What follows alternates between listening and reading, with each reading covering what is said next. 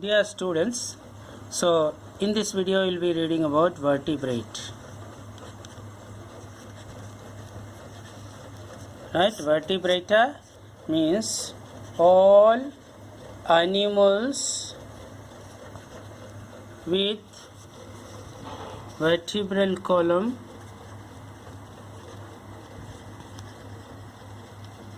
or backbone. Right, vertebrata is further having 5 classes, pieces, then amphibians,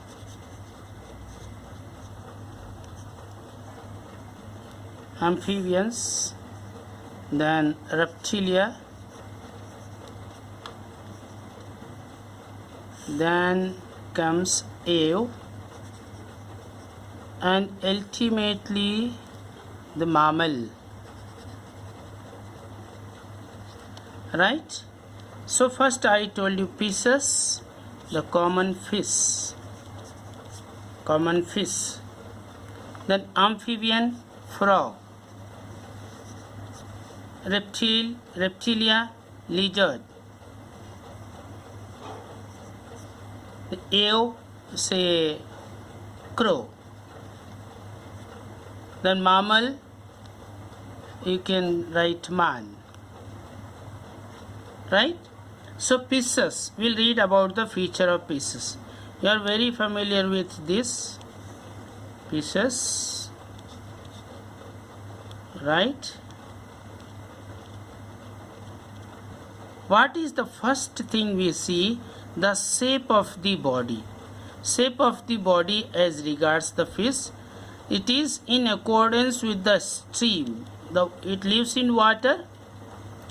Body is such shaped that this fish can easily swim in water, and its body shape should not create resistance while swimming. Right, and you know very well the locomotory structure in fish, these fins. Right, so first thing, that is its body shape, that is streamlined body shape. Right, shaped like a boat. Anterior and posterior are pointed. Second, body covered with scale. Covered with scales. You may have seen this you draw while drawing the picture of a fish. So covered with the scale. Third, breathing or respiration with the help of these gills. Respiration by gills. Fourth thing, regarding reproduction, it is oviparous or by laying egg. Oviparous.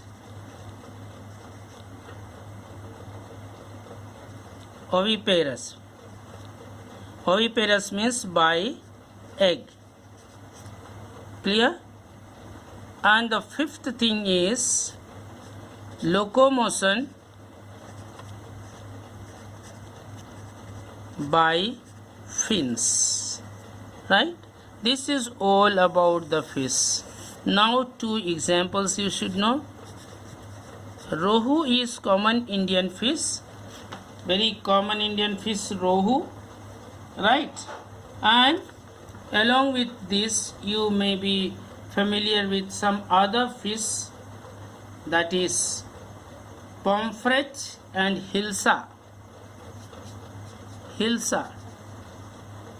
The only 2 are enough. Right, then comes the second class, that is amphibian. Right, regarding the amphibian, what is very specific to know when you read about here, habitat we have is very well known, obvious, that's why we have not written habitat. Habitat is aquatic in fish, but in amphibians, amphi means in between, living beings in between land and water. Means the amphibians can live on land as well as in water comfortably. Right? The second thing about the amphibians, here they have limbs for locomotion.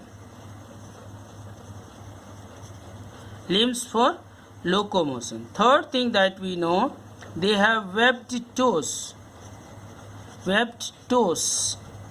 that help them swim in water. Right? They have webbed toes. Clear? And regarding the respiration, they have all the three means they follow, or they opt all the three means of respiration. That is respiration by skin, called cutaneous, CUTENEOUS, cutaneous respiration.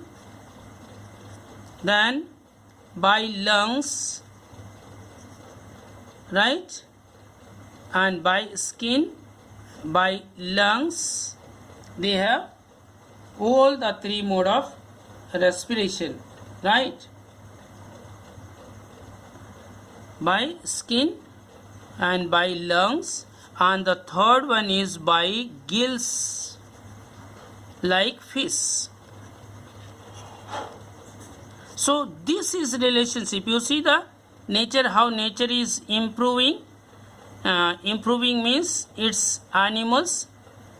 These gills are the structures used by the babies of the frog which live in water, right? Like fish, and they resemble also like fish. They use gills for respiration. From gills they developed lungs and cutaneous respiration. From gills the respiration mode changed to lungs. So this is improvement, right? One more thing, important aspect I forgot to tell you about the fish. The sixth aspect is they are cold-blooded animal. Cold-blooded animals means their body like ours doesn't have a fixed body temperature.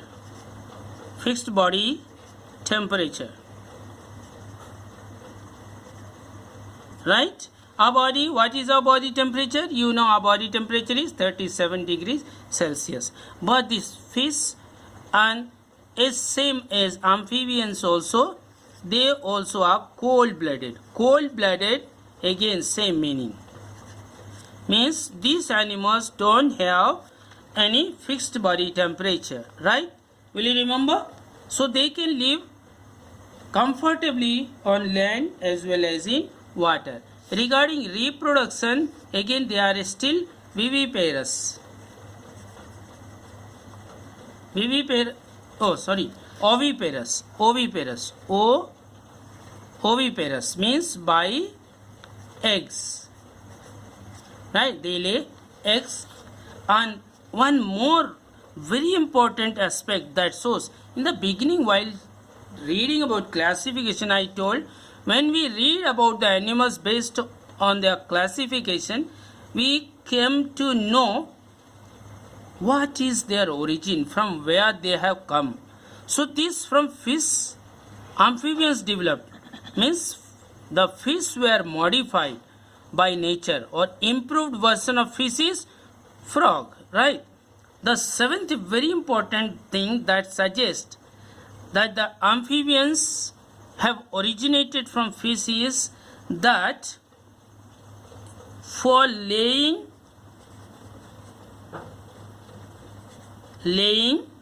eggs as well as for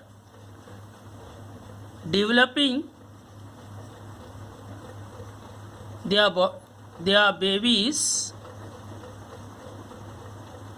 they need Water. Do you follow? So water is essential for the reproduction process, that is for laying eggs.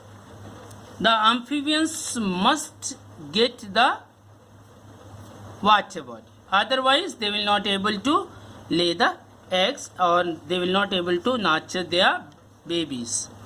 So this aspect also suggests, this aspect and gills in the tadpole stage, the baby stage of frog, and the resemblance of the babies of frog with the fish suggests that these amphibians developed from the fishes. Then amphibians further modified.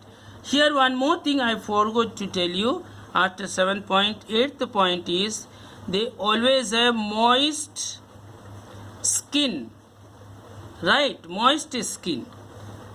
Moist skin means the frogs or amphibians, even if they are not in water, it will appear that their body surface is wet. Do you follow? And in the example of this amphibians, very common is, one is frog, then you can write toad, T-O-A-D, toad, and salamanders. All these are the examples. So frog and toad you can write. Then you see, then comes the reptilia. Reptilia also, they can, and they are mostly terrestrial or land animals. Terrestrial, but can live in water also for some time, right? A second thing is, they may or may not, remember, may or may not have limbs, right? Reptilia, they may or may not have limbs, right? Then regarding the respiration, respiration is by lungs. Clear? Regarding the skin, they have always dry skin, right? Their skin is always dry skin. And the fifth thing is, these reptilia are also cold-blooded. Cold-blooded. Cold-blooded, I told you, they don't have any fixed body temperature like we human beings, right? Sixth very important aspect about this reptilia is the eggs, though they are also oviparous, and the eggs have leathery cells. The eggs have leathery cells. You see, you have seen the egg of a hen. If you drop the hen's egg from a top, it will break into pieces, is brittle. But if you drop the egg of a reptile from the top, it will not break into bits, right? It will just either bounce or simply just little bit burst and will rest, will not break, as if the covering or the shell of the egg is made up of leather, right? The seventh thing is, they are also oviparous. Obviously, oviparous means reproduce by laying egg. And eighth aspect is, they are also, reptilia also are cold-blooded, right? Cold-blooded. You know, because of this cold-blooded feature, this was a drawback in these animals. Later on, when the nature, and in this reptilia, you need to know some examples. That is important. Examples, you can write whale lizard. Whale lizard in your house. Whale lizard. You can see garden lizard. Garden lizard. The snakes. Snakes, etc. Right? So there are so many, right? So these are the aspects that we have to know about the reptilia. Then comes the ave. You see this cold-blooded feature. As they were not having any fixed body temperature. Because of this, they could not sense the coldness of the surrounding or hotness of the surrounding, and they could not adapt or protect themselves from that extremities of temperature, that is either very hot or very cold surrounding, and they died. To overcome this, nature has further modified this feature in the next group of life forms, and now you see, you will go this feature here, it goes, and this ave onwards they become warm-blooded. Warm-blooded. So what is warm-blooded? Warm-blooded means they have fixed body temperature. We human beings are also warm-blooded. Now I will talk about the ave. Ave means aerial, bird that can fly, right? So first thing is they are aerial, habitat, aerial.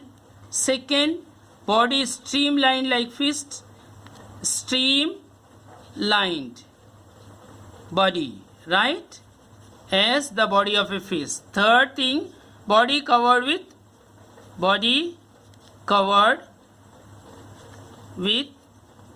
feathers, right. The fourth thing is four limbs. They have two pair of limbs. The four limbs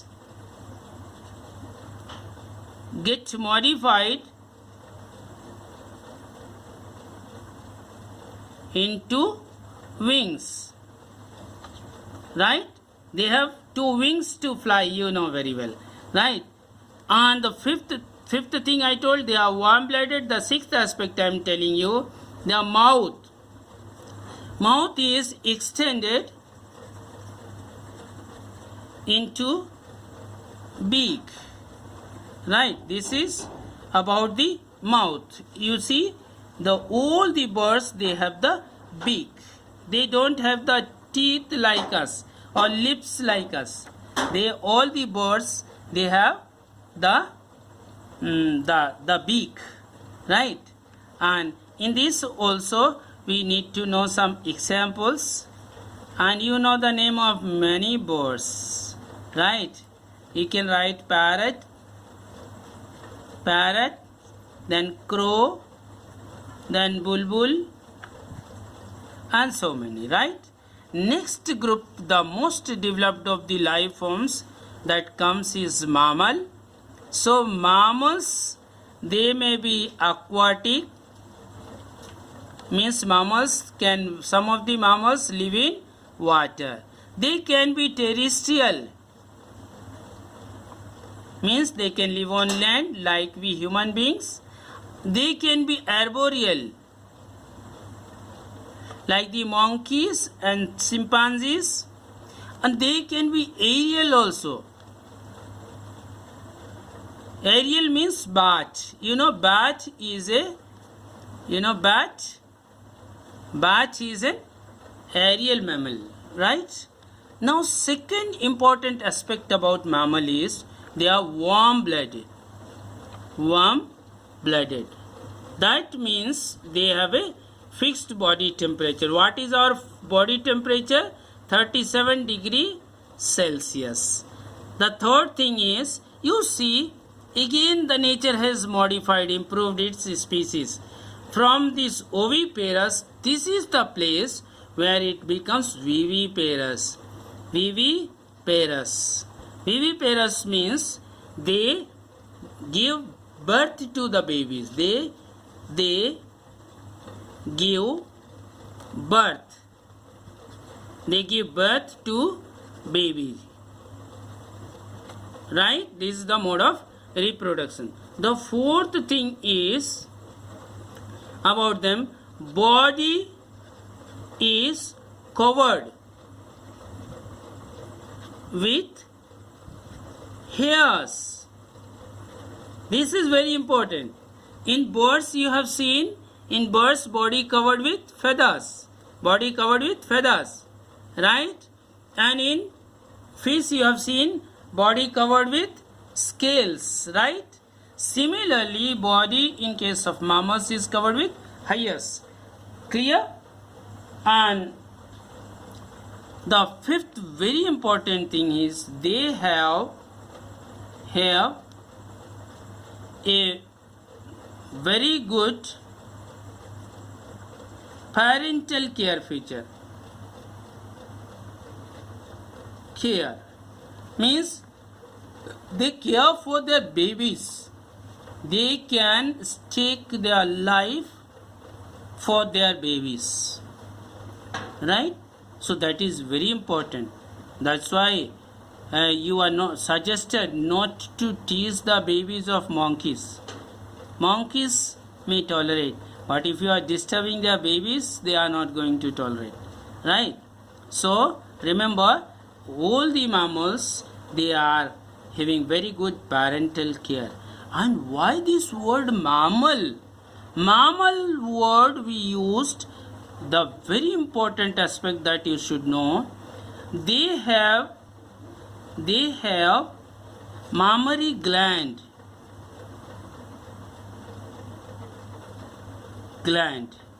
What is this mammary gland? As you have salivary gland in the inner cavity of your mouth that releases saliva to digest the sugars, complex sugars of the food. Similarly, they have mammary gland that produces milk for their babies. Right? You may have seen cow feeding the calf with the milk, a monkey breastfeeding the baby, right? So all the mammals, they have one important gland named mammary gland, and from this mammary we have the word mammal, right? So mammary gland produces milk for their babies, right? So nearly all the mammals, they are viviparous. Exceptions are also there. Platypus, you may have heard the name of one mammal named Platypus. Platypus is oviparous, means this mammal lays eggs, right? Another thing, mammals are aquatic, terrestrial, arboreal, but very important, aerial mammal is the bat, right? So this is all about the 5 classes of vertebrata, fishes, amphibians, reptilia, aves, and mammalia. And with this we conclude this lesson that is included for your first semester examination that is scheduled this month, right? So prepare well. Out of these 5-6 features that I have told in every case, you must remember at least 2 important features that will distinguish this particular class from other classes, right?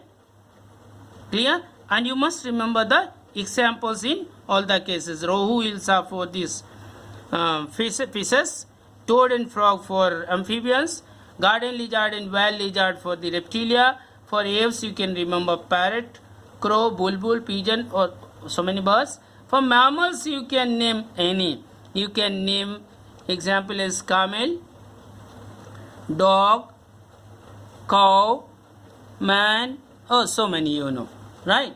So these are the examples. That's all. Thank you.